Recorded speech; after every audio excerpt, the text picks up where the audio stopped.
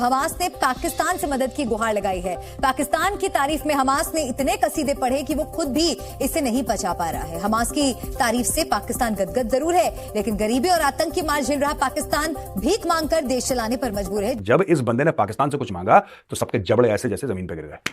उन्होंने बोला यार ये मैटर क्या है, ये कौन सा इतना बड़ा मंगता पैदा हो गया जो पाकिस्तान से मांग रहा है। इस्माइल हानिया, चाइना के खजाने में और खजांची के पास पैसे की कमी आती है तो पाकिस्तान को हार्ट अटैक आने ही लगता है। ये बात सच है, क्योंकि आपका आका है चाइना। चाइना इस्लाम को कितना ही रौंद डाले तब आपकी जुबान नहीं खुलती है। लेकिन मेलोनी जी ने अगर BRI का जो मेमोरेंडम था उसको कैंसिल कर दिया और ऑफिशियल स्टेटमेंट दे दिया, तो हर पाकिस्तानी के जुबान से ये न्यूज और ये बातें निकलनी बहुत जरूरी है।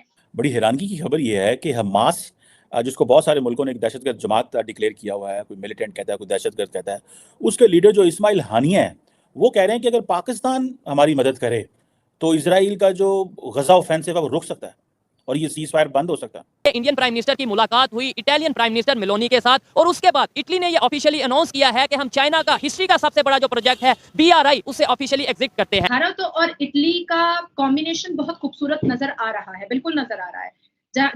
जितनी ज्यादा पॉपुलैरिटी और लोग सुनना और देखना मेलोनी जी को पसंद करते हैं, उतना ही ज्यादा भारत के प्रधानमंत्री श्री नरेंद्र दामोदर दास मोदी जी को भी लोग सुनना देखना पसंद करते हैं। इंडिया जो है उसको देखें अगर आप, तो वो तो आज उसमें इंडियन पार्लियामेंट के अंदर एक प्रपोजल आया हुआ था कि आप हमास को जो है वो बैन करें।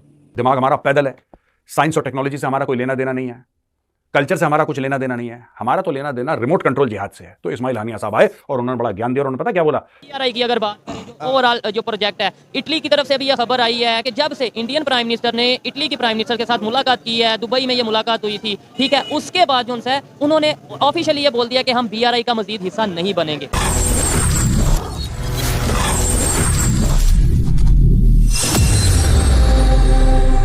जय हिंद, वंदे मातरम। दोस्तों, इजराइल से जंग के बीच हमास चीफ इस्माइल हानिया ने पाकिस्तान से मदद मांगी। हानिया ने पाकिस्तान को एक बहादुर देश बताते हुए इजराइल के खिलाफ जंग में हमास की मदद करने की गुहार लगाई।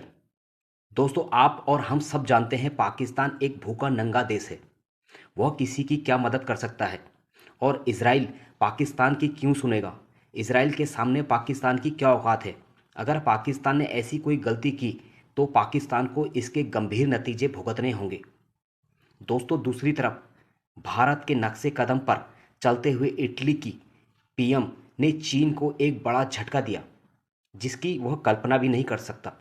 प्रधानमंत्री नरेंद्र मोदी के करीबी मित्रों में से एक इटली की PM जॉर्जिया मेलोनी ने एक फैसले से चीन में भूकंप आ गया।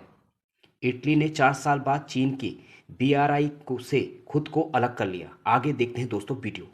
भारत और इटली का कॉम्बिनेशन बहुत खूबसूरत नजर आ रहा है, बिल्कुल नजर आ रहा है। जितनी ज्यादा पॉपुलैरिटी और लोग सुनना और देखना मेलोनी जी को पसंद करते हैं, उतना ही ज्यादा भारत के प्रधानमंत्री श्री नरेंद्र दामोदर दास मोदी जी को भी लोग सुनना देखना पसंद करते हैं।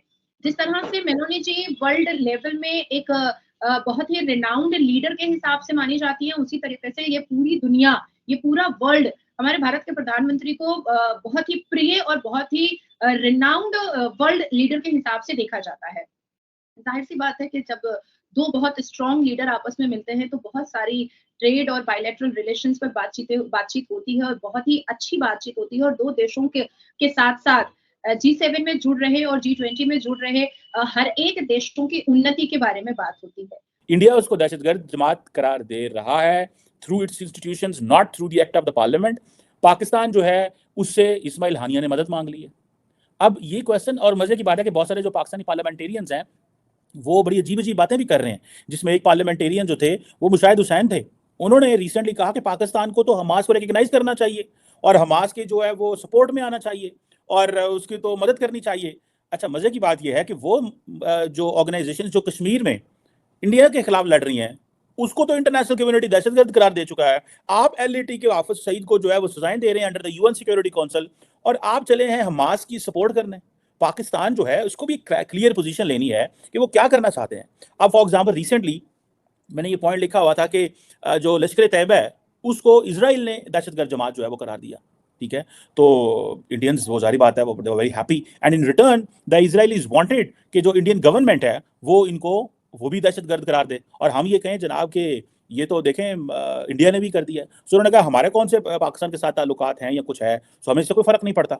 सो उन्होंने क्या किया कि उन्होंने लश्कर तैयबा को दहशतगर्द जमात करार दे दिया, इंडिया के ऊपर एक उन्होंने मॉरल वो प्रेशर डाल दिया।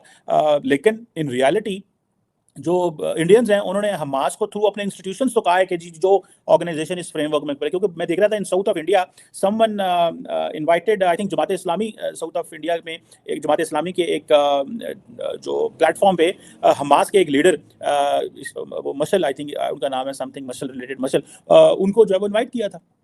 ठीक है जी। अब फ़लस्तीन कह रहा है जी कि हमारे गजा में जो 16,000 के करीब जो फ़लस्तीनी है उनकी जानें चली गई हैं, और ये कहा जी कि ये जिसमें यूएन जनरल सेक्रेटरी खामोश बैठा हुआ। इजराइल जो कहता है हमारे 1200 लोग, मुझे समझ नहीं आती कि गजा में हमास ने क्या लिया है। 1200 इजराइलियों को मार के सारे गजा को खत्म करवा रहे हैं। एक जो टॉप जो नॉर्थ ऑफ गजा है वो तो उन्होंने उड़ा दिया है। 16,000 तो वो कह रहे हैं कि मार दिए हैं, नीचे जो डेब्री के नीचे पड़े हुए हैं उनका तो पता ही नहीं हमें वो कितने को लोग हैं। साथ ही इजराइल ने कह दिया, उन्होंने लेबनान को भी धमकी लगाई है, वहाँ पे भी हमले कर रहे हैं। जो सदरन लेबनान है वो वहाँ पे भी हमले कर रहे हैं। उन्होंने कहा अगर कुछ लेबनान ने कुछ हरकत की तो आपको भी जो है वो हम बना देंगे, गज़े बना देंगे। ये धमकी दी है उसने, क्या नाम है उसका, इजराइल ने, नेतन्याहू ने। अब देखिए पाकिस्तान को ये चीज़ समझनी चाहिए कि क्यों हमास हमसे मदद मांग रहा है। उसकी भी वजूहात हैं। एक वजह यह है कि माजी में हमने अपनी आवाम के अंदर ये तासुर दिया है कि आलम इस्लाम में कोई मसला हो असी हाजिर हाँ, फ्रीलांसर। वो जो हमने फ्रीलांसर का जो तासुर दिया हुआ था कि जी कुछ भी हो जाए हम हाजिर हैं, और हमने ये कहा जी कि ये जो ट्रांसनेशनल इस्लामिक कनेक्शन है इसके ऊपर हमने जो है वो, बाय द वे मेरा जो पीएचडी का थीसिस है वो इसी पे है, ट्रांसनेशनल पॉलिटिकल इस्लाम के ऊपर, कि इसका करैक्टर क्या है and how Pakistan Islamic parties they have disassociated themselves from the mainstream Islamist discourse in the Muslim world में कैसे डिस्कनेक्ट हुए हैं। क्योंकि हमारी जो मजहबी जमातें थी, जमात इस्लामी एंड JUF, इनकी बुनियादें तो ये प्री पार्टीशन पे हैं, लेकिन आज जमात इस्लामी इंडिया और जमात इस्लामी पाकिस्तान या जमीयत उलमा इस्लाम इंडिया या पाकिस्तान का आपस में क्या कनेक्शन है? कोई कनेक्शन नहीं। वन फैमिली वन अर्थ का जो नारा हमारे भारत के प्रधानमंत्री श्री नरेंद्र दामोदर दास मोदी जी ने बनाया है, वो वाकई में अपने आप में एक बहुत बड़ी मिसाल है कि वो पूरे अर्थ को एक फैमिली स्वरूप देखना चाहते हैं, और किसी भी टेररिस्ट और टेररिज्म एक्टिविटीज और ऑर्गेनाइजेशन को खत्म करने के लिए अगर ये G7 और G20 के जो कॉम्बिनेशन है, अगर ये सब एक साथ खड़े हो जाते हैं तो पूरी दुनिया से हम टेररिस्ट और टेररिज्म और आतंकवाद को मिटा सकते हैं। और जिस दिन आतंकवाद मिट जाता है दुनिया से, उस दिन दुनिया तरक्की करेगी, और हर देश अपने देशवासियों के लिए अपने देश को तरक्की याफ्ता ही देखना चाहता है।